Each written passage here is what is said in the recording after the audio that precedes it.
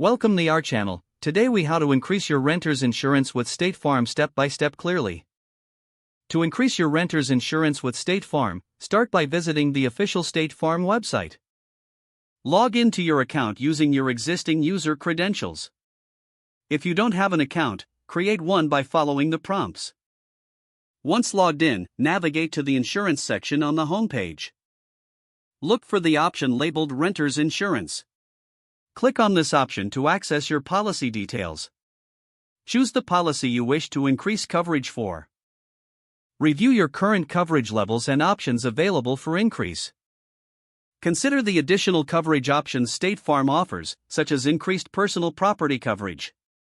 Select the coverage amount that fits your needs. If applicable, add any additional endorsements or riders for valuable items.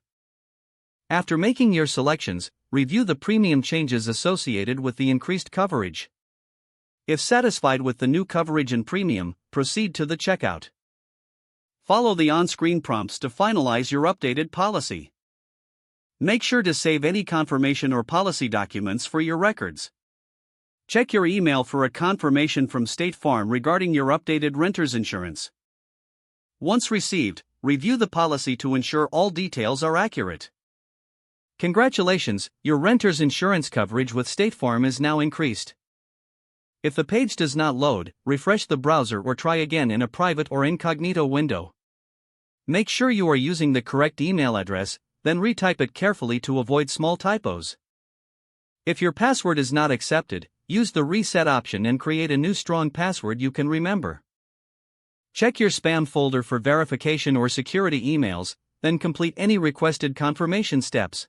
Enable two-factor authentication if available to improve account security and reduce unauthorized access risk.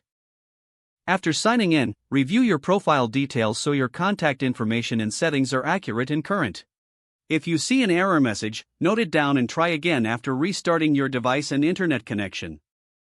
Log out when you finish, especially on shared devices, to keep your account and payment information secure. If the page does not load, refresh the browser or try again in a private or incognito window. Make sure you are using the correct email address, then retype it carefully to avoid small typos. If your password is not accepted, use the reset option and create a new strong password you can remember.